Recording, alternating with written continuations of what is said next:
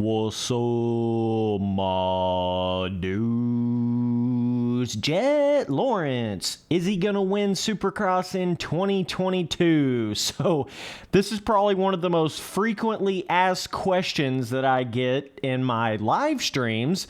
Every time I've been doing my recent live streams, people will ask, like, well, what do you think Supercross 5 is going to be like? And then they'll ask stuff like, what do you think Legends is going to be like? I get that a lot as well. But the other big question I keep getting is, how do you think Jett Lawrence is going to do? Do you think Jett Lawrence is going to win 250 West Supercross in 2022? So that kind of sparked the idea for this video right here. I wanted to kind of go in here and give my opinion on it. So I think there's actually a couple little things to this that make it very interesting when you start talking about Jett winning Supercross in 2022. So I don't think it's going to be super easy for him, even with Jett being the big dog and being, really good and everything and winning the 250 Outdoor Championship last year. I don't think it's going to be as easy for him as maybe some people are thinking.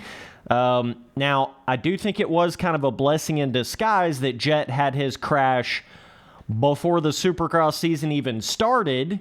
I know he spoke about, in an interview, Jett actually said that, him having that crash in practice,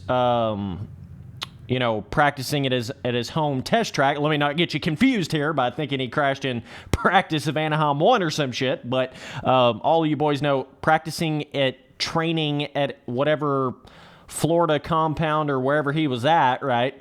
Where he broke his rib apparently, or bruised his rib, or whatever that was, right? The crash that he had that prevented him from racing in the West Coast this year, okay?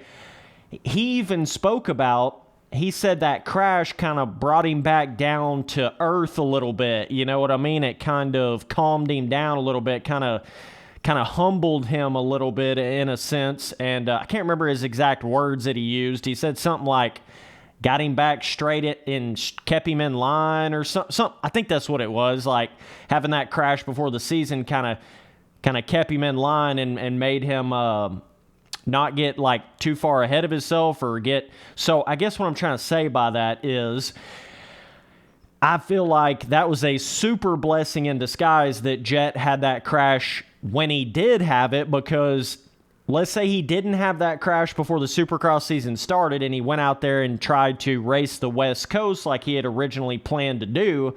I guarantee you he would have had that same crash or something equivalent to that crash in the actual 250 West championship, like in one of the main events or in one of the heat races or practice or whatever, because it's kind of pretty obvious in front of you that probably would have happened in some kind of a racing moment versus being just at his test track that he was riding on. So I feel like he actually did catch a little bit of luck there by having that crash before even the West Coast season even started, because I think that would have been a real detrimental thing that would have potentially taken him out of the West Coast Championship right off the bat. So I do think Jett should be calmed down a little bit now because of that crash that he had before the season even started.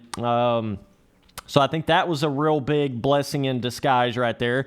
Lucky he didn't get hurt any worse like Justin Cooper or Colt Nichols in his crash, or he wouldn't have been able to have raced in any Supercross this year.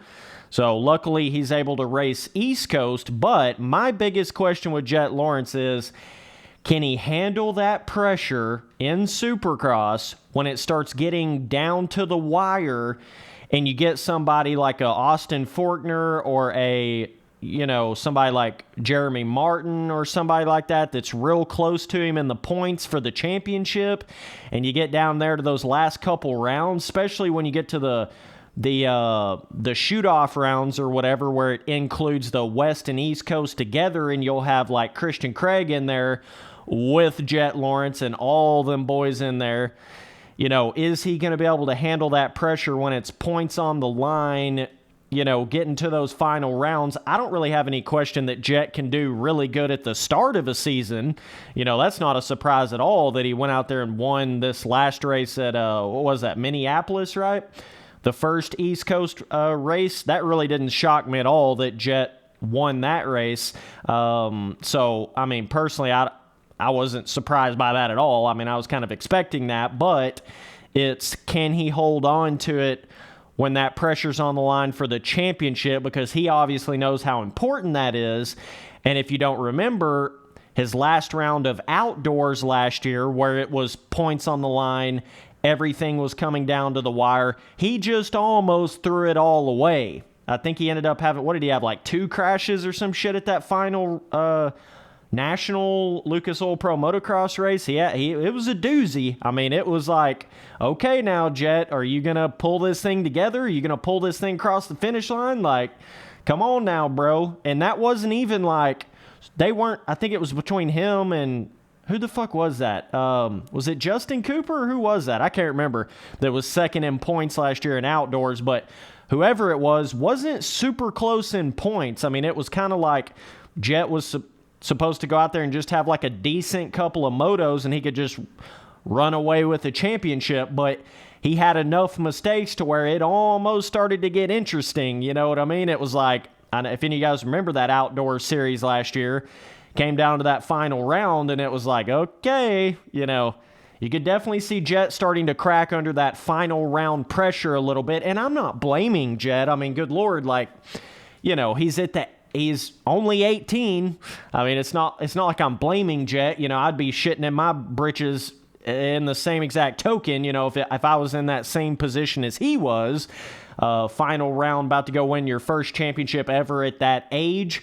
So I'm not blaming Jett for having those mistakes or, you know, quote unquote, kind of cracking under the pressure or whatever you want to call it. He still did get the outdoor championship on top of everything else. So it's not like he cracked under the pressure to the point to where he didn't get the championship. I'm just saying you could see that there was a little bit of something there where, you know, Jett started to get a little bit more nervous, not really riding like himself at that final round when the points got on the line. So,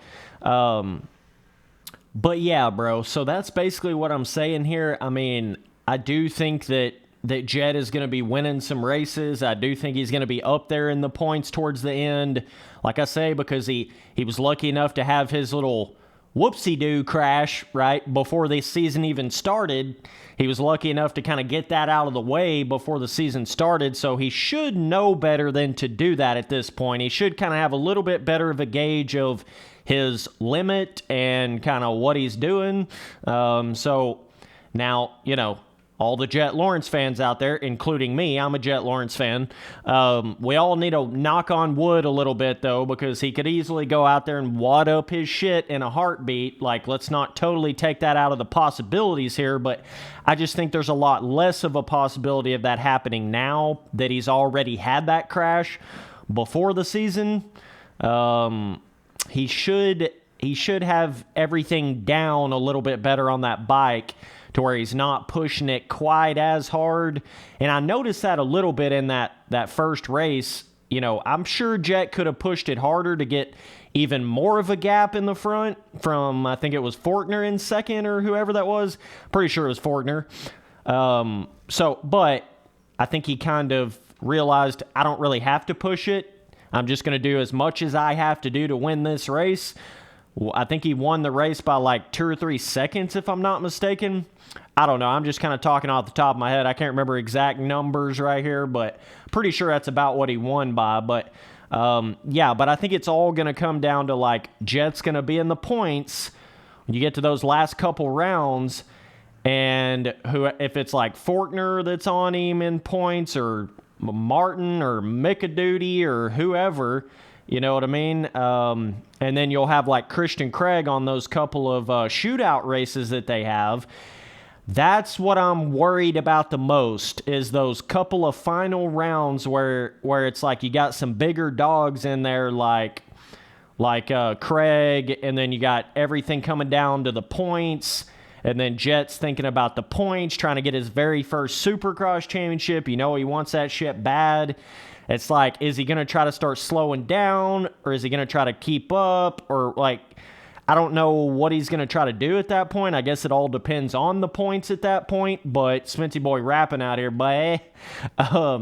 But yeah, is he going to kind of crack a little bit under that pressure and have a couple mistakes in those last couple rounds? If he does do that, and somebody's really close to him in the points like Forkner or Martin, they could easily sneak up in there and take advantage of that. So hopefully Jett doesn't replay his bit of a falling apart motos that he had at that final outdoor race. Hopefully he doesn't do that in these final couple of Supercross races that he has to do to really get those critical points that he needs. Because, Forkner's in a pretty much a do-or-die situation where he could easily point out if he doesn't win the championship this year. So, he's going to be willing to do anything he's got to do those last couple rounds to win that championship if he's within the points of Jett Lawrence at that point. So that worries me a little bit right there. I don't blame Forkner for doing whatever he's going to have to do those last couple rounds, but I'm just saying that's something to look out for because it is literally do or die for Austin Forkner at this point, and it's kind of do or die for Martin too. I mean, Jeremy Martin needs to fucking prove something in 250 Supercross bad, very quickly. He needs to do something. So that's another little extra nugget of interesting info to this 250 East Championship is the fact that everybody, pretty much all these boys that Jett Lawrence is going up against are almost like in a do or die, win a championship, or they're not going to stay on one of these teams type situation. I mean, they're just about to that kind of point. Even all them boys let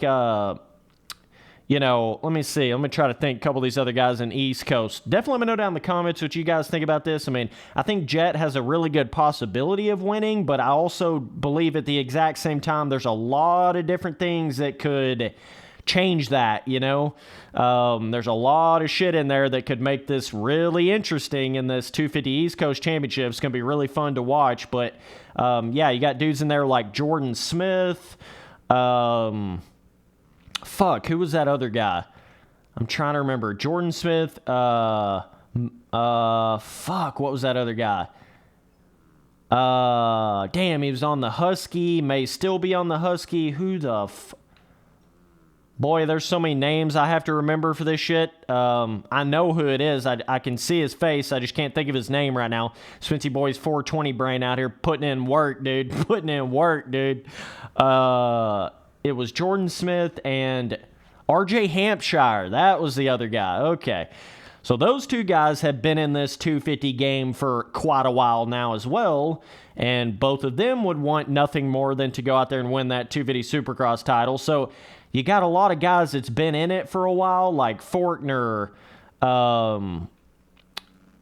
Jeremy Martin, Jordan Smith, all those guys have been in it for a while, and they really need to prove something in that 250 class. So, Jett's going to really have to hold his own. He's going to really, them last couple rounds, he's going to really have to be on the money or have a super big points lead, which is basically impossible to do in the 250 class when it's that stacked. It seems like everybody's in this 250 East Coast this year instead of the 250 West Coast. So I think that's going to potentially bring up a little bit more of a challenge to Jett than originally anticipated. I think that right there is going to be a pretty big deal. And then McAdoo obviously still in there, and he's capable of winning races. So you got a lot of guys in there that can win those 250 races. So it's almost like we've got the 450 depth in the 250 East Coast right now. It's pretty insane when you think about that. But, yeah, man, I mean, I just think Jett just needs to kind of stay chill. If he gets a second or a third place in a couple of these main events, no big deal. You don't have to go out there and try to fight tooth and nail, tooth and tail, dude. Tooth and nail. You don't have to go out there and fight it that hardcore these first couple rounds. Just stay in it in the points, and then really try to go in there and get some solid results in those last couple rounds where it really matters. You know what I'm saying? That's what I think Jett should kind of do game plan wise for that. And as long as he can stay calm at those last few races, I think he's got a really good chance of doing it. Like I say, he already had his crash. before the season even started, so let's hope that he's not going to have another one, because that'll be the thing that takes him out. If he has some big crash trying to, like, prove himself over Forkner, or trying to get, like, too much testosterone flowing and trying to prove that he's the fastest guy over, like, Jeremy Martin or Forkner or whoever, he needs to be very careful and not get caught up in trying to play that, like, well, I'm the fastest guy game. You know what I mean? He needs to be careful. Just go in there and get solid results in those main events, no matter what that position is. Second, third, fifth, whatever. Keep yourself in the points. Don't have a real big crash, and that's going to be the ticket to winning this 250 East Coast Championship. So, hopefully Jett Lawrence doesn't get caught up in all that bullshit, you know what I'm saying? And hopefully he can come out on top. But, yeah, either way, I think he's got a really good chance of it, but it's going to be tough at the exact same time. If I could bet on it, I would say it's probably like a 50-50 chance that Jett Lawrence wins the Supercross East Coast Championship this year, kind of like flipping a coin. That's about what I would say the chances are of him doing that. He's more than capable. It's just what's going to happen those last few rounds, and what's going to happen with Forkner when he's really going, and I just don't know at this point. We ain't got far enough into the championship yet to really know that. But anyways, that's my opinion on it, boys. I'll see you guys on that next video. Later, dudes.